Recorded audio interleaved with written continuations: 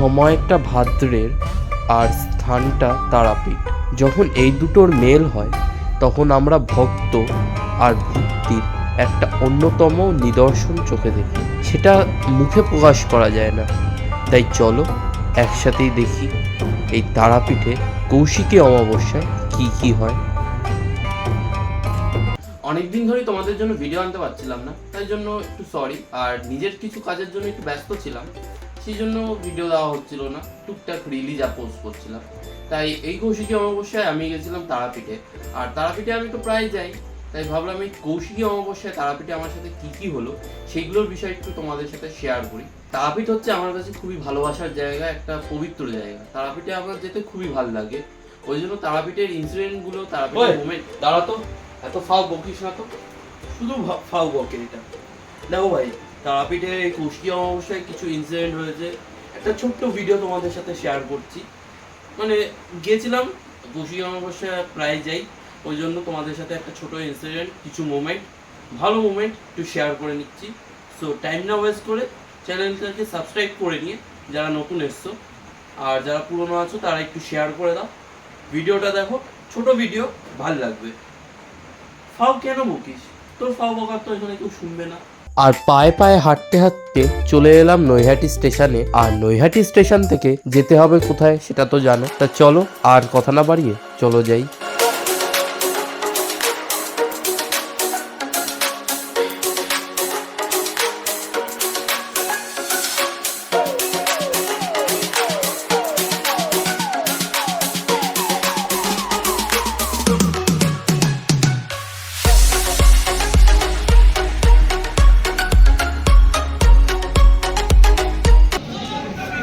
আমি রামপুরহাটের থেকে তারাপীঠ হলডে নামাই প্রেফার করি, কারণ এখান থেকে তারাপীঠটা হচ্ছে কাছে হয় আর সময়ও কম লাগে। তাই আমি তারাপীঠ হলডে নেবেই তারাপীঠ যাই। তা তোমরা দেখতেই পাচ্ছ, এটা হচ্ছে তারাপীঠের মূল গেট বা প্রধান গেট, যেটাই বলো, সামনের গেটটা। এটা ভিড়ের পরিমাণটা কতটা সেটা দেখে নাও। আর মাঝখানে এখানে র্যাপ দাঁড় করিয়ে দিয়েছে, র্যাপ আর সিভিক। একবার দেখো ভিড় কি লেভেলে, মানে এত ভিড় এখানে কল্পনা করা যায় না। এটা কৌশিকী অমাবস্যা ভাই, একটু ভিড় তো হবেই, কিছু করার নেই।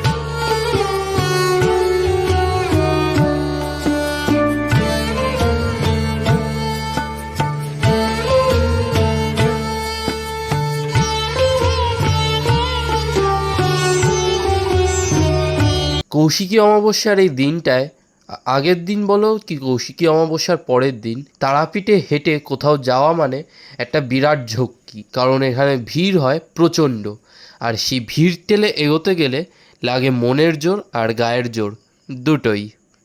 কৌশিকী অমাবস্যার দিন এতটা পরিমাণ ভিড় হয় মন্দিরে, আর মন্দিরটা এতটা সুন্দর করে সাজিয়ে তোলে যে এখানে লোকেরা ভর্তি হয়ে থাকে। মানে এক কোণা, এক চুলো জায়গা থাকে না পা রাখার মতো। তাই আমি ভেবেছি পরের দিনই, মানে যেটা আমি করি, কৌশিকী অমাবস্যার পরের দিনই পুজো দিই। তো এখন আপাতত মায়ের দর্শন করে মন্দির থেকে বেরোই। কৌশিকী অমাবস্যায় শুধু তারাপীঠ মন্দিরই না, কৌশিকী অমাবস্যায় শ্মশানে প্রচণ্ড ভিড় থাকে। কারণ এটা শ্মশান আর মন্দিরেই মেন মেলাটা, মেন উৎসবটা হয়। ওই জন্য এই টাইমটা এখানে প্রচণ্ড ভিড় থাকে। আর শ্মশানে এই রাত্রেবেলা, মানে কৌশিকী অমাবস্যার রাত্রেবেলা পা দেওয়ার কোনো চান্সই নেই, কারণ এত ভিড় থাকে। আমার শ্মশানে গেটের ওখানটা এত ভিড় ছিল, আমি ভেতরে ঢুকতেই পারিনি।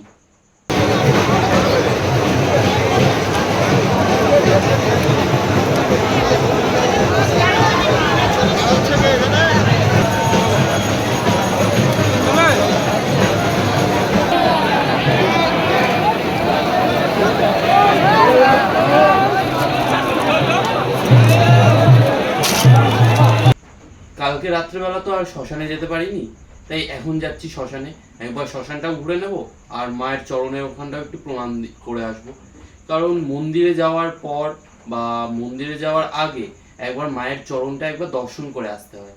ওই জন্য আমি যাই, একবার মায়ের চরণটা দর্শন করে আসি, একটু শ্মশানটাও ঘুরবো আর তারপরে মন্দিরে যাব পুজো দিতে।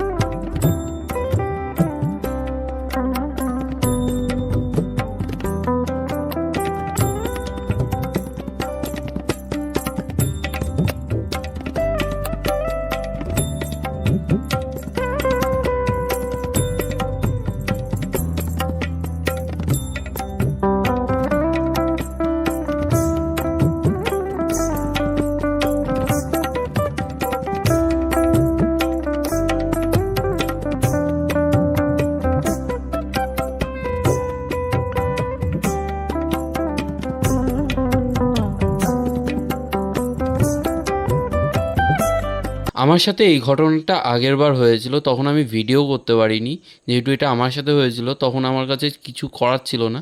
কিন্তু এবার আমি এই ঘটনাটা ভিডিও রেকর্ড করেছি। এই দেখো, আমি যেটা বলছিলাম এখানে সেই ঝামেলাটাই লেগে আছে। এখানে মাথা পিছু 50 টাকা করে দিতে হচ্ছে, তাছাড়া এরা যে লাইনে দাঁড়িয়ে রয়েছে লাইন থেকে বার করে দিচ্ছে যদি তোমার কাছে টাকা না থাকে। এটা আমার সাথেও হয়েছিল, তখন আমি ভিডিওটা করতে পারিনি আনফর্চুনেটলি। ওই লাল জামা পরা যে বেশি লাফাচ্ছে সে এদের ঢুকতেই দিচ্ছে না, মানে মায়ের চরণের কাছে যে এরা প্রবেশ করে একটু পুজো দেবে, একটু মায়ের চরণটা দর্শন করবে, সেই দর্শনও করতে দেবে না এরা। যদি তোমার কাছে টাকা না থাকে তোমরা শ্মশানে এসে মায়ের চরণের ওখানটা পুজো দিতে পারবে না, এটা এখানকার নিয়ম হয়ে গেছে। আগে এটা ছিল না, কিন্তু এই রিসেন্ট এটা হচ্ছে, আর এটা খুবই বাজে। মানে যারা আসছে তারাই এই বিষয়ে বলছে যে এটা খুবই বাজে করে দিয়েছে, এদের থেকে একটু সাবধান। এখানে টাকা চাইলে দিয়ে দাও, নাহলে এরা অকথ্য ভাষায় গালাগালি করে, খুব বাজেভাবে তোমাদের সাথে বিহেভ করবে। আমি নিজের এক্সপিরিয়েন্স দিয়ে বলছি, এরা যা টাকা চাইলে দিয়ে দাও, ঝামেলায় যেও না। কারণ এরিয়া হচ্ছে এরা খুব বাজেভাবে একটা বিহেভ করে, সিচুয়েশন করে গায়ের ওপরে হাতও তুলতে পারে, ওই জন্য এদের থেকে দূরে থাকো। আর শ্মশানে এসে এক একটা সাইডে দাঁড়িয়ে যাও, একটু উঁকি দিয়ে মায়ের চরণটা কে মন ভরে প্রণাম করে বেরিয়ে যাও। এদের সাথে ঝামেলায় লেগো না, এরা ঝামেলা করতে এক্সপার্ট।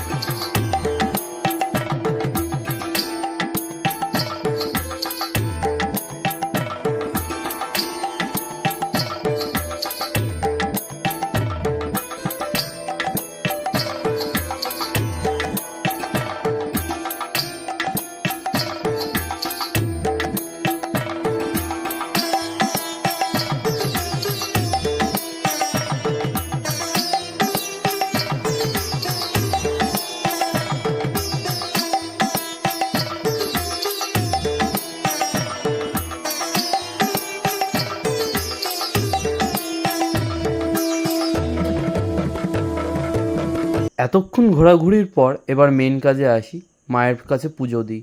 লাইনে আমি দাঁড়িয়ে পড়েছি, আর লাইনে দেখো কি ভিড়। এই ভিড় ঠেলেই হচ্ছে যেতে হবে, কারণ আজ কৌশিকী অমাবস্যা। কৌশিকী অমাবস্যার দিন একই অনেক ভিড় হয়, আর সেই ভিড়ের মুখোমুখি আমিও হয়েছি। তাই এবার লাইনে দাঁড়াই, লাইনে দাঁড়িয়ে একটু মায়ের পুজো দিই। জানি ভেতরে ভিডিও করতে পারবো না, কিন্তু যদি করতে পারি তাহলে সেটা আমার ভাগ্য। দেখি কতটা কি করা যায়। জয় মা। মায়ের কাছে পুজো দেওয়া যেটা আমার মেন কাজ ছিল সেটা কমপ্লিট হয়ে গেছে। আর রাত্রিবেলা তো আমি শ্মশানে যেতে পারিনি, তাই আজকের রাত্রিবেলা তোমাকে একটু শ্মশানটা একটু ঘুরিয়ে নেব, আর তারপরে বাড়ি যাওয়ার পালা আছে। তো চলো শ্মশানটা একবার ঘুরে নিয়ে বিদায় বেলায় যাই।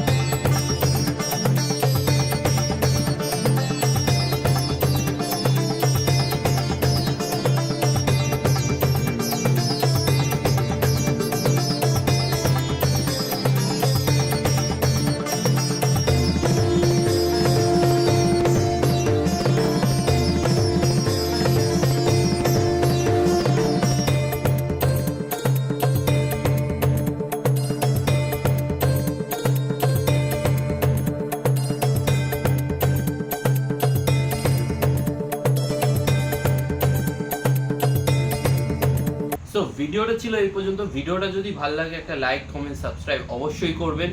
আর মানছি অনেকদিন ধরে ভিডিও আসেনি, তাই বলে এমন না যে আমি ভিডিও দেওয়া বন্ধ করে দিয়েছি। হ্যাঁ মানছি একটু দেরি হবে, কিন্তু এবার থেকে কন্টিনিউয়াসলি ভিডিও আসবে। আর ভালো ভালো কন্টেন্ট তোমাদের জন্য আমি আনার চেষ্টা করব। আর ফেসবুক ইনস্টাগ্রামে একটু চলে আসো, ওখানেও আমি সবসময় অনলাইন থাকি, ওখানে বেশি অনলাইন থাকি। সো দেখা হচ্ছে খুব তাড়াতাড়ি নতুন একটা ভিডিওতে, নতুন একটা জায়গায়। সো ততক্ষণের জন্য ফেসবুক আর ইনস্টাগ্রামে ফলো করে নাও, কারণ ওখানেই আমি আপডেট দিতে থাকি।